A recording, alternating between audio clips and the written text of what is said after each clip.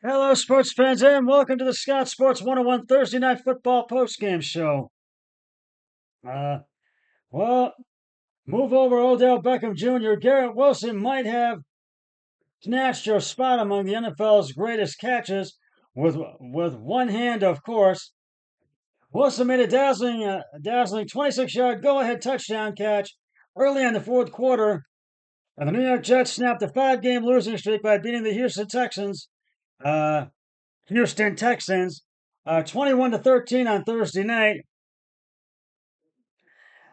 Just kind of lobbed one up there, and he made an unbelievable catch. Quarterback Aaron Rodgers said, "That was a huge play. That's a game-changing play." Rodgers had three touchdown passes, including another earlier one-handed score by Wilson and a 37-yard throw to recently acquired Devontae Adams. And the Jets, who are now 3-6, won for the first time in four games under interim coach Jeff Ulbrich. With the Jets trailing 10-7 and facing 3rd and 19 from the Texans' 26, Rodgers tossed the ball up toward Wilson in the end zone. The side wide receiver jumped and reached up with his right hand with both legs spread in the air, looking like the Michael Jordan Jumpman logo. The play was initially called an incomplete pass, but Ulbrich challenged. Oh my goodness, Ulbrich said. I was talking to the ref when we were reviewing it. It was like, just for the sake of posterity, you have to say that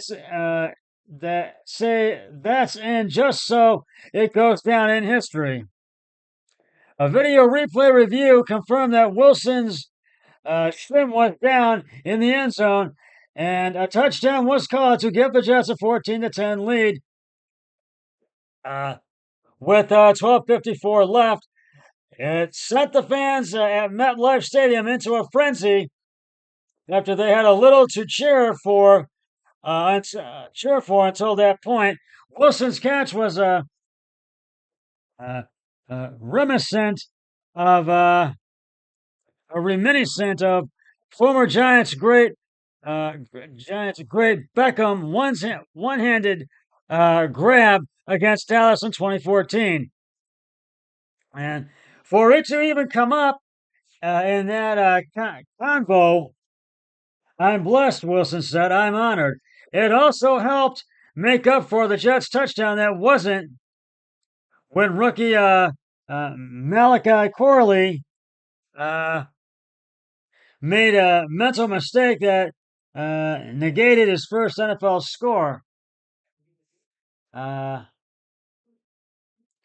With the Jets at the Texans 19 early in the second quarter, Corley took the toss from Rodgers and zipped down the right sideline. Corley sped into the end zone, but just before he crossed the goal line, he dropped the ball out of his right hand to celebrate. A video review showed he had not gotten into the end zone before he dropped it, so Corley was credited with an 18-yard run and a fumble, and because it rolled out of the side of the end zone, it was a touchback and a turnover. First of all, you can't do that, Ulbrich said about what he told Corley. Second of all, you owe us one. Rodgers finished with 22 of 32 carries and attempts for 211 yards. His 37-yard touchdown pass to Adams, who earlier was cleared after being checked for a possible head injury, put the Jets up 21-10 with 2:56 left. It was Adams' first touchdown catch since being acquired from Las Vegas earlier this month. Kahami Fairbairn made a 29-yard field goal with 39 seconds left to make it an 8-point game, but Adams recovered on the onside kick, and the Jets were able to take a knee and seal the win. C.J. Stroud was 11 of 30 for 191 yards for the Texans, who fall to 6-3, who played with injured receivers Stephon Diggs and Nico Collins. It was the first of three consecutive primetime games for Houston, with a Sunday night home matchup against on November 10th. And a Monday night meeting at Dallas on November 18th.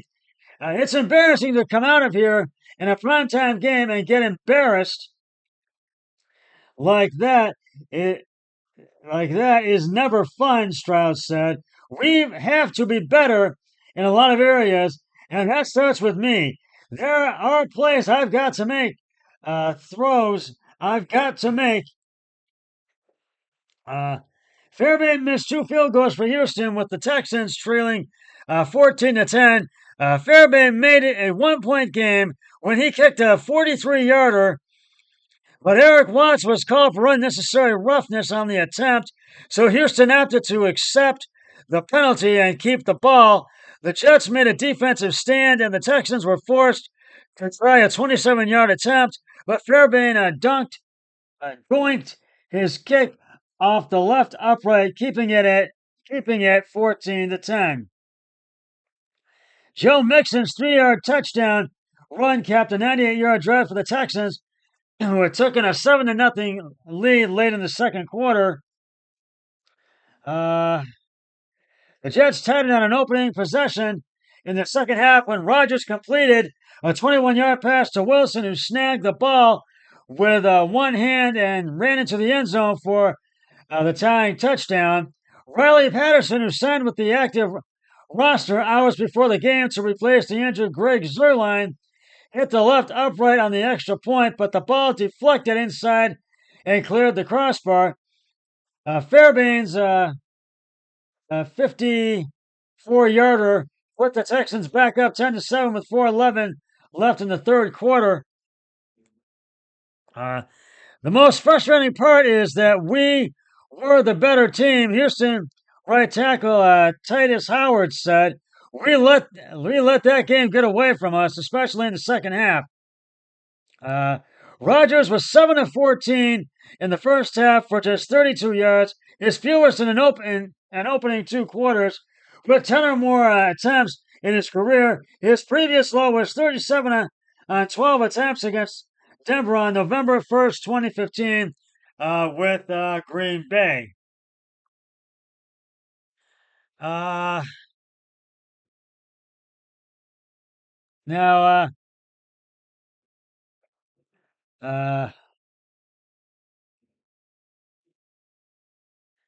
I played about as bad as I could in the first half, Rodgers said, and I knew it. It had to get better from there. Texans left guard, Kenyon Green was ruled out at halftime after injuring his shoulder. Jets left guard John Simpson left in the second quarter with a groin injury and didn't return. Backup offensive lineman Jake Hansen also left shortly before halftime with a hamstring injury, and quarterback Michael Carter II left with a back injury.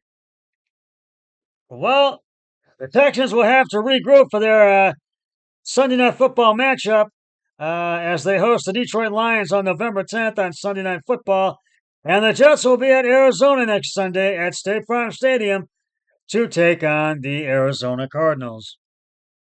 So, and right now, I have got to give the game balls to the New York Jets. I have to give them to them.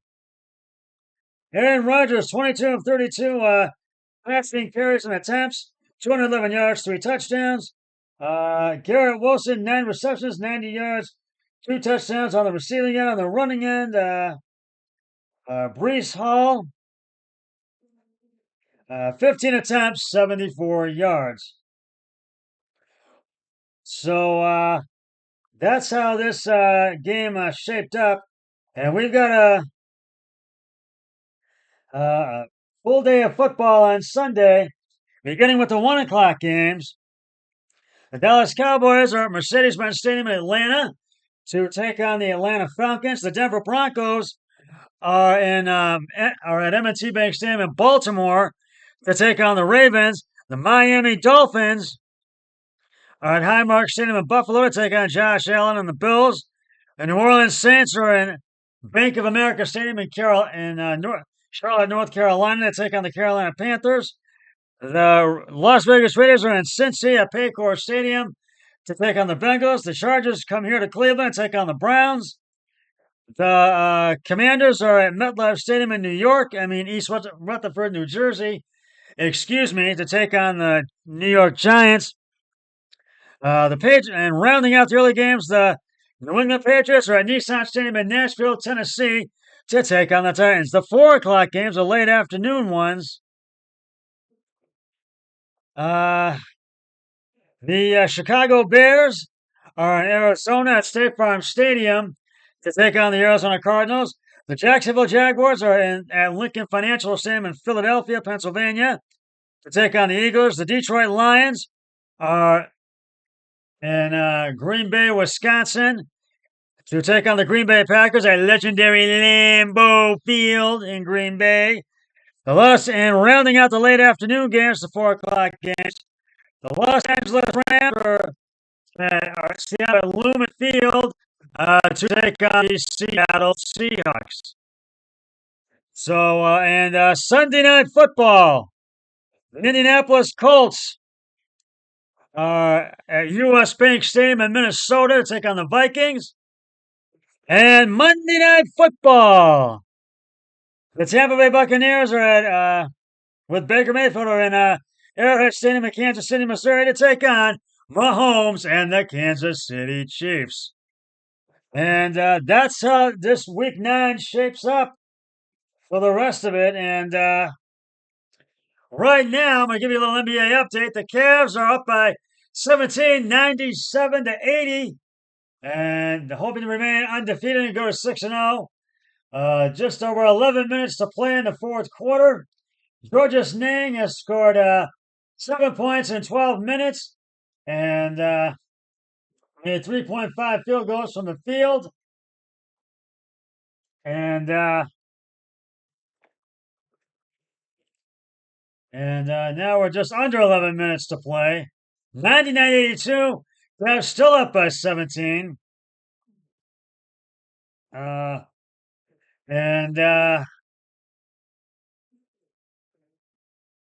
Cavs still up by 17, and they're hoping to beat the 3-2 Orlando Magic tonight, and they're up on them right now, and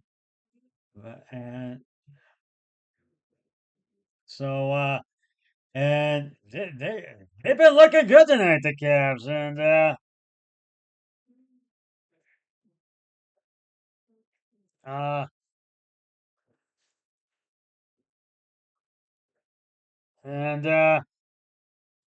I'm going to give you some player stats right now for the Cavs. The Donovan Mitchell is leading the way with 20 points right now. Actually, it's Darius Garland with 21 points. Excuse me. But Mitchell's right behind him with 20 points. Mobley with 14 points. And Karis LeVert with 13 points. So hopefully the Cavs can hold on with 12 minutes to go and get the win in this game tonight. And the Browns have made a trade. Just came in. The NFL trade deadline is less than a week away, and many fans are interested to see what the Browns will do in the coming days. In a year where they were supposed to battle for a playoff spot, the Browns will likely miss this year's postseason as they enter Week 9 with a paltry 2-6 record, leaving them sitting in last place in the AFC North. It might be a long shot. There is a chance the Browns could address their quarterback room before the deadline. After all, Deshaun Watson's future in Cleveland is up in the air right now, and that he suffered yet another season-ending injury, making his $230 million contract look even worse with each passing week. Backup quarterback Jameis Winston has played well in Watson's absence. However, he's only playing on a 1-year contract, although the Browns likely wouldn't mind bringing Winston back in 2025. He might command too much money in the offseason if he continues playing well under center. Fortunately, the perfect trade option is available if Cleveland wants to bring in a new arm for next season. And the Browns have acquired quarterback Malik Willis in a trade proposal. The Green Bay Packers took care of their quarterback situation in July when they inked Jordan Love to a 4-year, $220 million extension, with Love not going anywhere until 2029 at the earliest. The Packers could be open to moving back up quarterback Malik Willis. If that's the case, the Browns general manager Andrew Berry should immediately call Packers GM Brian Gutekunst,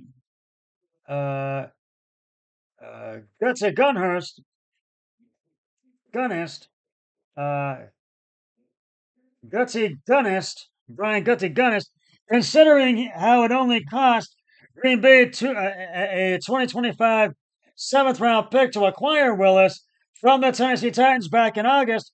Cleveland could potentially acquire the 25-year-old signal caller for a price as low as a 2025 6th-rounder. Looking to solve their own quarterback issues, the Titans drafted Willis 86th overall in the 2022 NFL Draft. The College Park, Georgia native was coming off a solid collegiate career that saw him rack up 5,122 yards passing yards, and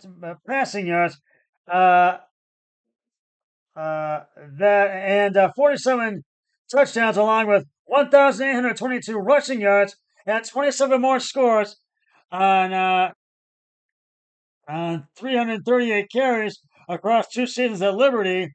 Willis never panned out as the Titans' starting QB, though eventually leading him to be replaced by Will Levis at the 2023 draft. With Levis proving to be a better fit for Tennessee's system, Willis was dealt to the Packers in a move that may have saved his NFL career. With Love missing time due to injury this season, Willis stepped up when the Packers needed him the most. The former Liberty quarterback has gone 2-0 in 2 starts this fall, completing 74.4% of passes for 380 passing yards and 3 TDs without an interception. He's also turned 16 carries into 137 yards and a rushing touchdown. Considering it has been a long term since the Browns had a promising young QB, it's easy to see why GM Berry must consider rolling the dice on a potential Willis trade. If it works out, the team would actually have a quarterback to build the offense around. If not, he's only under contract through 2025, and it isn't as if losing out on day 3 of the draft, a day 3 draft pick, is a major loss. If the Browns want to finally put an end to their QB woes, Willis might be the answer they've desperately been searching for. So we will have to see, because they have acquired him, so we'll have to see if it's going to work out or not. So, because we do need a decent, promising quarterback to really get this Browns team where we want it to go. So well, that's just about going to wrap it up for the Scout Sports 101 Thursday Night Football postgame show.